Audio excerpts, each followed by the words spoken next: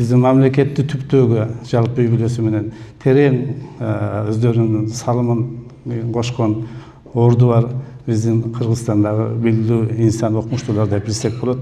Ошондуктан бүгүнкү биздин университетте атайын арналып ушундай илимий практикалык конференция өткөзүлүп атат. Буну жалпы кесиптештери, ошон агайларыбыздын окуучулары мына барыңыздар чогулуп, бүгүн ошол дагы бир жолу биз кайрылып агайыбыздын эмгегин, ордун талкуулап, андан сырткары агайыбыздын кылган эмгектери менен бирге мына биздин студенттер отурат.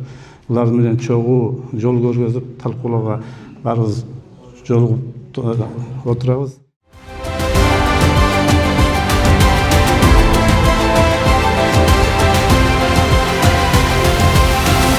Профессор Картай Сартбаев менен анын баласы Болот Сартбаевдин кечесин, эскерүү кечесин өткөрүп аткан Арабаев университетинин жетекчилерине ыраазымын. Жана анын жааматына ыраазымын. Анткени бул кишинин эмгеги ат көтөргүч, тоодой эмгек болгон. Убагында ал киши каражанын каршырып, бүт педагогикага өзүнүн өмүрүн сарп кылган адам. Окуу китептерин жазган, 1,5 миллион тираж менен чыгып, Кыргызстандын бүт балдарын окуткан. Анын педагогикалык эмгектери 400 басма табак. Профессор Каратай Сартбаевдин каныда, жаныда педагог эле.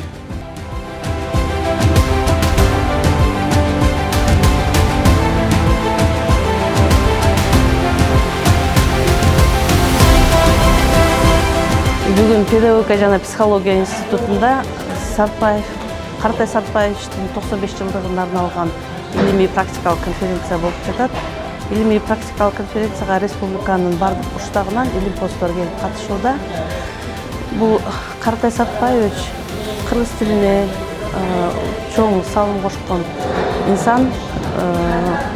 Илим пост Каратай Сартбаевичтин алипеси менен, кыргыз тил китеби менен, эне тил китеби менен бардыгы ошол эле биз дагы окуп билим алганбыз. Каратай Сартбаевичтин учурунда ошо биздин педагогика жана психология институтунда Сартбаев атындагы Шенал Арабаевдин мурастарын изилдөө лабораториясы ачылган. Ал лаборатория ушул күнгө чейин иштеп келет. Шенал Арабаев алгачкы алипени жазган болсо, Каратай Сартбаевич болсо ошо 60-жылдардан кийинки советтер мезгилинен кийин алипенин автору.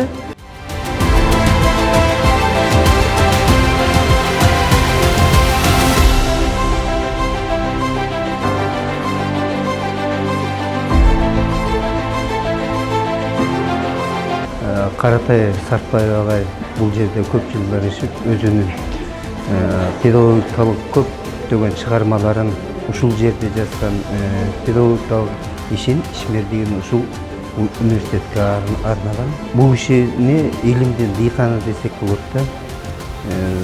Ушул кыргыз тилин окутуу боюнча ушул багытта бери дегенде эле 100гө жакын китеби чыккан, жарык көргөн. Бул эмне деген эмгекинде алып караганда ар бир эле киши, ар бир эле окумуштуу мындай эмгек жасай албайт да.